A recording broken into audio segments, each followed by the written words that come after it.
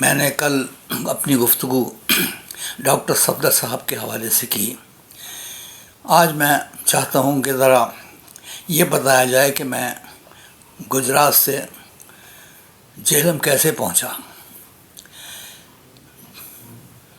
میں نے 56 میں ایم اے کیا۔ اس زمانے میں کہیں مجھے بحیثیت لیکچرر جگہ نہ ملی۔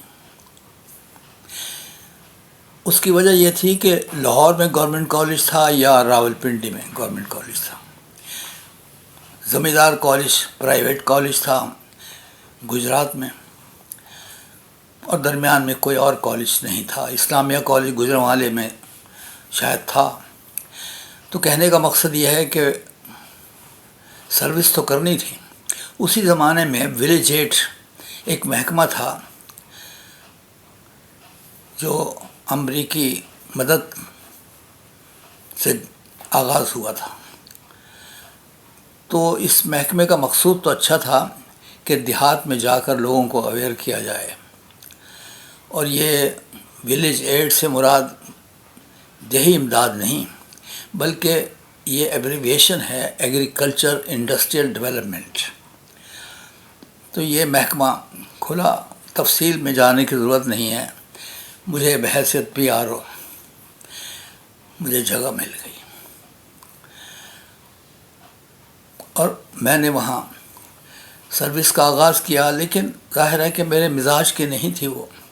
دیہات میں جانا، لوگوں سے گفتگو کرنا، ان کے مسائل سننا، ان مسائل کا حل تلاش کرنا۔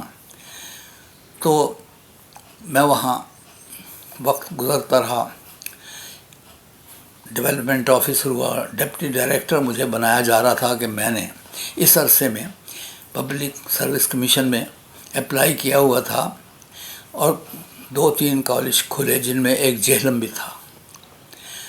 تو اس کمپٹیشن میں بہت لوگ آئے ہوئے تھے، تو اللہ کا فضل ہوا کہ میں سلیکٹ کر لیا گیا۔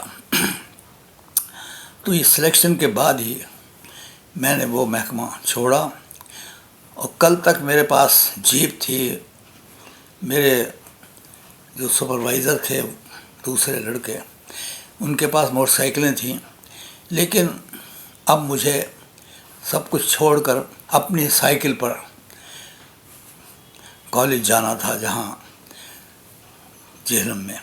تو جہلم میں جب مجھے معلوم ہوا کہ میری پوسٹنگ ہوگی، لیکن وہاں میرے ایک بنیاد حسین نقوی پروفیسر، میرے کلاس فیلو تو نہیں کہنا چاہیے، مجھ سے 1 سال جونیئر تھے، لیکن ان سے تعلق تھا میرا۔ تو معلوم ہوا کہ ان کی پوسٹ وہاں سے ختم ہو گئی ہے، عارضی طور پہ لگے تھے وہ۔ تو میں ان سے ملا، میں نے کہا آپ کوشش کر لیں، اگر آپ یہیں رہیں مجھے کوئی اعتراض نہیں، میں دوسرے کالج میں چلا جاؤں گا، غالباً تلہ گنگ میں۔ لیکن انہوں نے کہا نہیں، میں بس یہاں سے کہیں اور رحیم یار خان سائٹ پہ جا رہا ہوں۔ میں نے بہرحال یہ فیصلہ کر لیا۔ جب میں یہاں سے گجرات سے جہلم پہنچا تو میرے عزیز وہاں پہ موجود تھے، اور بچپن کا میرا دوست بھی تھا، عزیز داری بھی تھی، ظاہر حسین رضوی، جو ماسٹر قائم حسین صاحب کے صاحبزادے تھے۔ اور یہ ماسٹر قائم حسین وہ تھے کہ جنہوں نے سر سید کی آنکھیں دیکھی تھیں۔ سر سید کالج میں، علی گڑھ کالج میں وہ پڑھے تھے، تو سر سید نے انہیں جب بی اے اور بی ٹی کر لیا تو کہا کہ آپ نے یہیں پر ملازمت کرنی ہے۔ چنانچہ پوری زندگی ان کی وہیں گزری، اور ریٹائرمنٹ کے بعد وہ امبالے میں آئے، اور پھر اس کے بعد جہلم میں سیٹل ہو گئے۔ تو ظاہر حسین رضوی بہت خوش ہوئے کہ بھئی اب یہاں آپ جہلم میں آ گئے ہیں، خوب گزرے گی۔ تو ان کی امی بھی میری خالہ کہلاتی تھیں، تو وہ بھی بہت خوش ہوئیں، بس اب تم نے میرے گھر میں رہنا۔ میں نے کہا نہیں، ایسا نہیں ہے، رہوں گا جب تک کہ مجھے گھر نہیں ملتا۔ تو گھر ملنا کوئی مشکل نہیں تھا، تو مشین محلہ نمبر 3 میں مجھے گھر مل گیا، میری ضرورت کے لیے کافی تھا۔ اب میں کالج کے لیے روانہ ہوا سائیکل پر، اور میں خوش تھا۔ ہوا چل رہی تھی، لطف آ رہا تھا. میں پیڈل مارتا ہوا کالج جو جی ٹی روڈ پر ہے، کبھی آپ گزرے ہیں، اب وہ ڈگری کالج بن چکا ہوگا. تو وہاں جب میں پہنچا باہر کے گیٹ پر تو 2 لڑکے کھڑے ہوئے تھے. تو وہ مجھے دیکھ کے کہنے لگے سر آپ نئے لیکچرر یہاں تشریف لائے ہیں؟ میں نے کہا ہاں بنیاد صاحب کی جگہ میں آیا ہوں. کہتے یہ سائیکل دیجیے، ہم سائیکل سٹینڈ پہ اس کو رکھاتے ہیں. میں نے کہا دیکھیں کوئی شرارت نہیں کرنی آپ نے، کیونکہ اکثر ایسا ہوتا ہے. انہوں نے کہا نہیں سر ایسا نہیں ہوگا. انہوں نے سائیکل رکھا. میں نے کہا بھئی اپنا تعارف بھی تو کرائیں. تو ایک نے بتایا کہ میں خالد آفتاب ہوں، اور دوسرے نے کہا کہ میں شجاع ڈار ہوں. اچھا، بڑی خوشی ہوئی. تو اب یہ معلوم ہوا کہ خالد آفتاب اپنے ننیہال میں پڑھ رہے تھے. وہاں پہ پرائم گلاس فیکٹری تھی، وہاں سعید احمد خان اور رشید دونوں بھائی جو ان کے ماموں تھے یہ وہاں پڑھ رہے تھے، اور ان کے بیٹے تھے بلال اور دوسرے بیٹے ڈاکٹر نام اس وقت میرے ذہن سے نکل رہا ہے. بہرحال دونوں ان کے عزیز تھے. وہ چھوٹے تھے، وہ بعد میں داخل ہوئے. تو یہ خالد آفتاب وہ ہیں کہ ایک عرصے کے بعد جب میں لاہور میں آ چکا تھا تو میں نے پاکستان ٹائمز میں تصویر دیکھی اور اس میں لکھا تھا کہ یہ نیو اپائنٹمنٹ ان گورنمنٹ کالج لاہور. تو میں نے کہا یہ خالد آفتاب، اب یہ ڈاکٹر خالد آفتاب ہیں، یہ تو وہی ہیں. شکل ظاہر ہے عمر کے بعد تھوڑی بہت تبدیلی آ جاتی ہے. تو میں نے ان کو فون کیا کہ آپ خالد آفتاب بول رہے ہیں، تو مجھے بتائیں گے آپ کہ آپ جہلم پڑھتے رہے؟ وہ کہنے لگے آپ کون ہیں جو ایسا سوال کر رہے ہیں؟ میں نے کہا بھائی سوال سیدھا سادہ ہے، ہاں میں جواب دیجیے یا بتا دیں. نہیں. کہتے ہیں جی ہاں میں پڑھتا رہا. تو میں نے کہا آپ حسن عسکری کو نہیں جانتے؟ اوہ ہو سر معذرت چاہتا ہوں، 40 سال کا بیچ میں وقفہ ہے. تو بہت خوشی ہوئی آپ کی آواز سن کے، تو آپ تشریف لائیں. میں نے کہا ہاں میں اگر آؤں گا تو ضرور ملوں گا. لیکن اس نے کہا میں آپ کے گھر آ جاتا ہوں. میں نے کہا نہیں میں خود آؤں گا، کیونکہ انارکلی میں اکثر آنا جانا ہے تو گورنمنٹ کالج وہیں پہ ہے. تو خالد آفتاب یہ جنہوں نے مجھے ریسیو کیا تھا گیٹ پر، اور پھر اس کے بعد ماشاءاللہ خالد آفتاب جو ہیں وائس چانسلر بنے اور اب تو ریٹائر ہو گئے. دوسرے تھے شجاع ڈار. یہ بھی بڑی ایک ایسے گھرانے سے تعلق تھا کہ ان کے بارے میں اگر یہ کہا جائے کہ وہ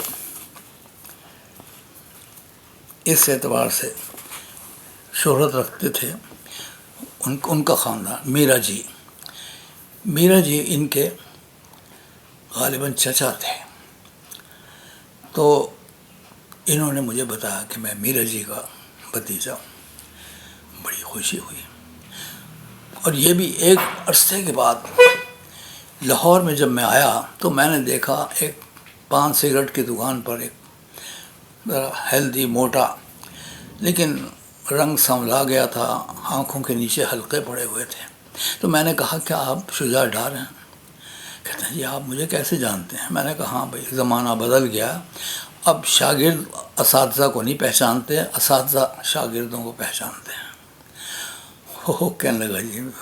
میں نے کہا بھائی حسن عسکری کاظمی ہوں. اوہ اب وہ میرے گھٹنوں کے ہاتھ لگانے لگا اور بڑا تھوڑا سا شرمندہ سا تھا وہ. لیکن کہتے ہیں سر مجھے شوگر ہو گئی ہے اور میرا حافظہ بھی کمزور ہو گیا ہے، تو بڑی معذرت ہے، آپ کے ساتھ تو ہماری بڑی محبت تھی.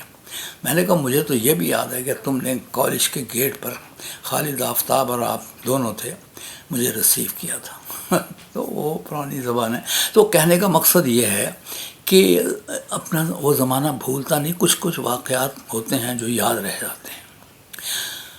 تو کالج میں گیا، وہاں پہ اس زمانے میں سندھ کے لوگ پنجاب میں اور پنجاب کے لوگ سندھ میں، بلوچستان میں کام کر رہے تھے. 1 یونٹ تھا نا اس زمانے میں. تو کھوکھرا صاحب جو سندھ کے تھے وہ پرنسپل تھے، لیکن وہ کچھ عرصے کے بعد چلے گئے وہاں سے. تو یہاں اس کالج کے اندر میں بہت عرصے رہا. تو ڈاکٹر صفدر صاحب جب لاہور آ گئے، انہوں نے کہا میاں اب آپ ڈگری کالج میں آ جائیں میرے پاس. میں نے کہا جی مجھے تو وہ شیخ اقبال صاحب نہیں چھوڑیں گے، میں تو نہیں ان سے کہہ سکتا، آپ خود کہیے. ان سے انہوں نے کہا. انہوں نے کہا جی کہ لیکن مجھے کوئی دوسرا بندہ بھی چاہیے. تو لیکن ڈاکٹر صاحب کی اپروچ تھی، چونکہ پہلے وہ جانتے تھے سب کو. انہوں نے میرے بارے میں لکھ کے بھیجا کہ ان کو ڈگری کالج میں لگا دیا جائے. تو مجھے پوسٹنگ وہاں ہو گئی، اور ان کے ہاں بھی کوئی دوسرا شخص وہاں آ گیا میری جگہ. غالباً ایک تو جعفری صاحب تھے ہمارے، جو ضمیر جعفری صاحب کے میرا خیال ہے کہ قریبی رشتہ دار تھے. تو زمانہ وقت گزر گیا. تو اب یہ ہوا کہ گورنمنٹ کالج میں جا کے ڈاکٹر صاحب کے ساتھ ہم نے وہی کام کیا جو آپ کو بتایا میں نے اس سے پہلے. اچھا، اب لیکن میں نے یہ بتانا ہے کہ جب میں کالج انٹر کالج جہلم میں آیا ہوں تو یہ کالج جو ہے ادبی سرگرمیوں میں، ہم نصابی سرگرمیوں میں بہت آگے تھا. کہ مصطفیٰ زیدی صاحب ڈپٹی کمشنر تھے، اور انہوں نے وہاں ایک نمائش کا اہتمام کیا. اس کے علاوہ ایک ڈرامہ ارینج کیا گیا، بنایا. تو وہ ڈرامہ بھی انہی زمانے میں جب میں نے جوائن کیا یہ ڈرامہ وہاں چل رہا تھا. تو میں بہت خوش ہوا کہ میں ایسی جگہ آیا ہوں کہ جہاں اس قسم کی سرگرمیاں، مجھے بھی شوق تھا.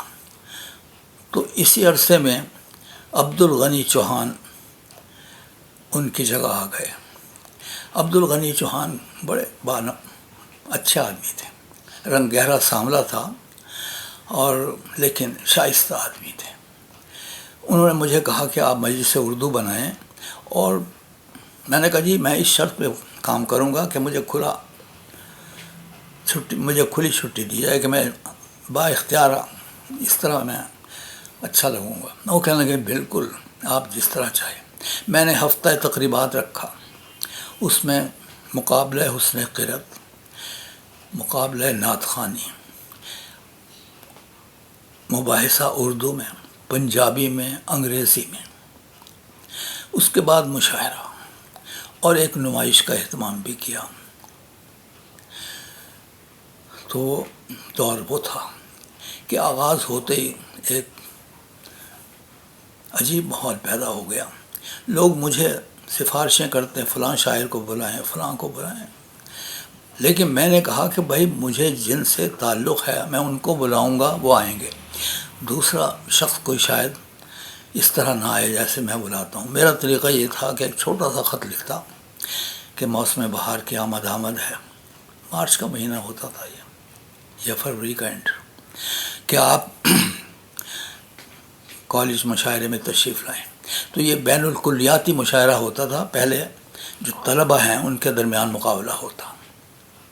بہت سی باتیں چھوڑتے ہوئے میں یہ بتانا چاہتا ہوں کہ میں نے یہ جو مشاعرے کیے بڑے پیمانے پر، تو ان کو میں لکھ دیتا تھا کہ آپ کو آنے جانے کا فرسٹ کلاس آمد و رفت کرایہ ملے گا، کالج کے مہمان ہوں گے، رات کا ڈنر ہمارے ساتھ آپ شوق فرمائیں گے. لوگ آتے تھے، پنڈی سے آتے تھے، لاہور سے، اور میرا خیال ہے کوئی ایسا شاعر نہیں اس زمانے میں جسے میں نے جہلم میں نہ بلایا ہو اور وہ نہ آیا ہو. تو کئی واقعات بھی ہیں، لیکن وقت ہمارے پاس شاید کم ہو، لیکن بتانا ضروری ہے کہ ناصر کاظمی کو کی صدارت تھی اور میں نے ان کو بلایا. وہ میرے عزیز تھے اور وہ تشریف لائے، اور تشریف لائے تو انہوں نے کہا بھائی میں یہاں انتظار کر رہا ہوں کہ مجھے لینے کے لیے نہیں آیا. میں نے کہا ہم تو سمجھے کہ آپ ٹرین سے آئیں گے، تو ہم تو ٹرین پہ پہنچے لیکن آپ نہیں تھے. کہنے لگے نہیں میں بس سے آیا ہوں. تو چنانچہ ہم نے، جو ہمارے میاں بشیر صاحب تھے پلائی ووڈ فیکٹری کے مالک تھے، تو وہ کار لے کے گئے اور ان کو لے آئے. تو حقیق مرزا ڈاکٹر صاحب جو ہیں ان کے کلاس فیلو تھے اسلامیہ کالج میں. وہ سائنس کے تھے، یہ آرٹس کے تھے، لیکن آپس میں ان کی ملاقات تھی چونکہ وہی بڑے باذوق تھے. تو وہ گلے ملے اور وہ ایک دوسرے کو کہنے لگے بھائی واہ اچھی ملاقات رہی. یہاں مشاعرہ ہوا. تو اس کے اندر مشاعرے میں محمود شام، جو اب تو بڑے شہرت یافتہ آدمی ہیں، وہ اس وقت M a philosophy government college Lahore میں پڑھ رہے تھے، وہ آئے. اچھا، طرح مصرع جو تھا ہم نے رکھا ہوا تھا کہ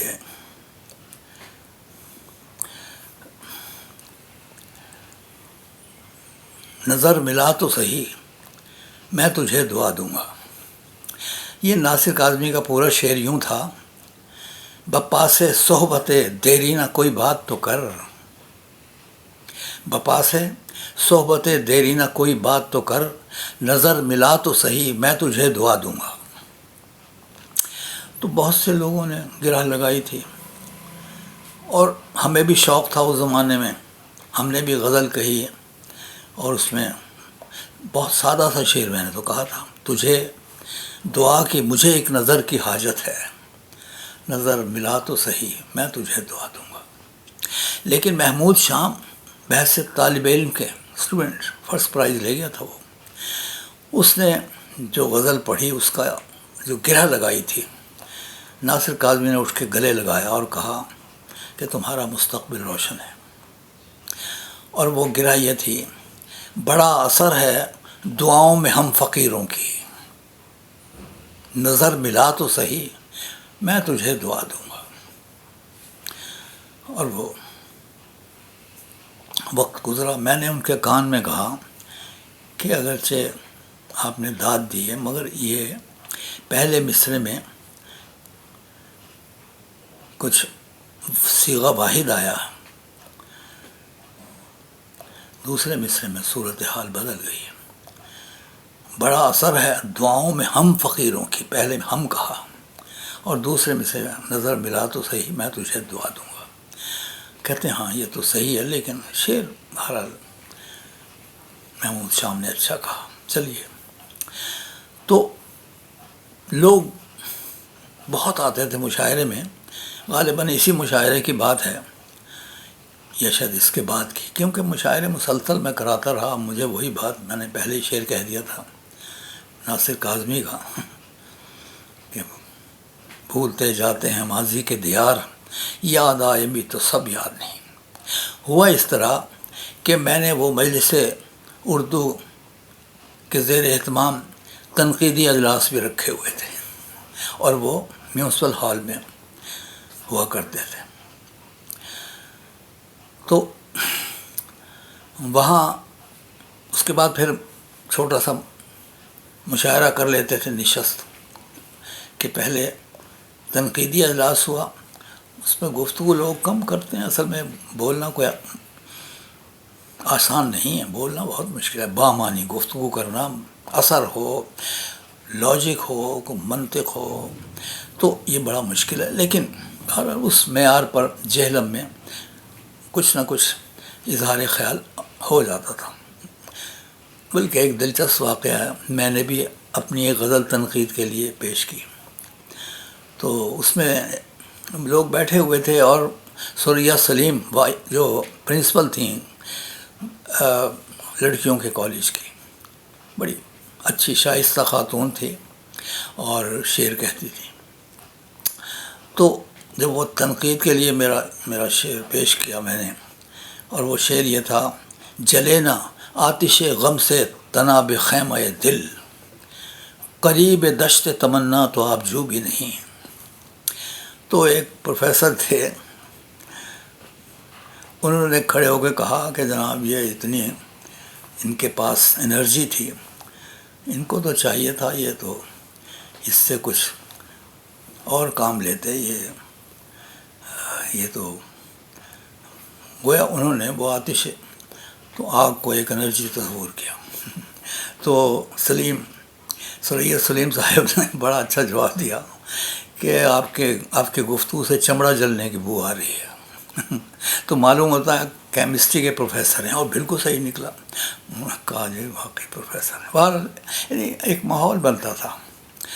تو ہوا اس طرح کہ جوہر لکھنوی جہلم میں ایک شاعر تھے، سیٹل ہو گئے تھے جہلم میں۔ میں نے ان سے کہا کہ آپ کی غزل ایک دن تنقید کے لیے پیش کی جائے۔ کہتے ہیں ہاں۔ انہوں نے ہمیں غزل دی اور کہا کہ بھارت وہ آ گئے اور لوگ آ گئے۔ تو مجھ سے اس سے ذرا پہلے غلام کبریہ راحل پروفیسر کہا کہ آج جوہر لکھنوی صاحب سنا ان کی غزل پیش ہو رہی ہے تنقید کے لیے، بھائی میں بھی آؤں گا۔ اب ان کی تھوڑی سی لگتی تھی، وہاں اسرانہ چشمک ہوتی ہے، وہ آئے۔ تو ہوا اس طرح کہ انہوں نے غزل پڑھی اور اس کے بعد اس پر گفتگو ہونے لگی۔ تو حالانکہ بڑے منجھے ہوئے شاعر تھے، لیکن چھوٹی زمین میں میں خود اعتراف کرتا ہوں بڑی مہارت چاہیے، بڑی مشکل بات ہوتی ہے دونوں مصرے اور اس میں ادھر ادھر نہ ہو جائے۔ تو انہوں نے شعر پہلے تو یہ پڑھا کہ غیر کو کیا میری رسوائی سے اپنے احباب ہوا دیتے ہیں۔ بہت اچھا شعر تھا، داد بھی ملی ساتھ، اس پہ گفتگو بھی بڑی اچھی رہی کہ جو بھی ہمارے قریبی ہیں وہی دراصل ایسی باتیں کرتے ہیں کہ جس سے رسوائی کا سامان پیدا ہوتا ہے۔ اب دوسرا شعر جب انہوں نے پڑھا تو غلام کبریہ کھڑے ہو گئے، کہنے لگے جناب معذرت کے ساتھ کہ جوہر لکھنوی بڑے منجھے ہوئے شاعر ہیں، مستند شاعر کہا جاتا ہے ان کو، اور ہمیں ان سے توقع نہیں تھی کہ یہ ذو بحرین میں شعر کہہ رہے ہیں۔ وہ ایک دم ان کو پیشانی پہ بل آ گئے سنتے ہی۔ انہوں نے کہا یہ شعر جو ہے کہ شمع امید جب جلاتا ہوں تجربے اس کو بجھا دیتے ہیں۔ انہوں نے کہا جناب پہلا مصرع اور بحر میں ہے، دوسرا مصرع اور بحر میں ہے۔ وہ جناب بحث ہو رہی ہے، تلخی بھی پیدا ہوئی، یہاں تک کہ اجلاس ختم ہو گیا۔ گھر کی طرف قریب گھر تھے ہمارے، پیدل ہی ہم چلے آ رہے تھے اور بحث راستے میں بھی ہو رہی تھی۔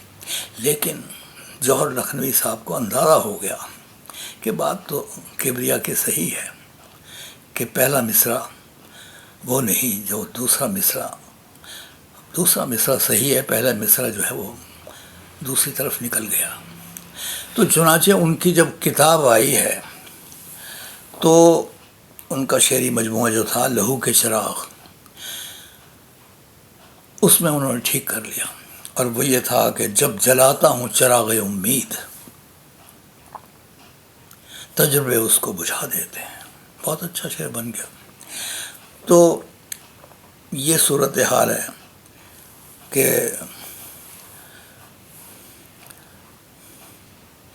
لوگ، چھوٹا سا شہر تھا مگر بڑی دل جمعی سے بیٹھتے تھے، سنتے تھے۔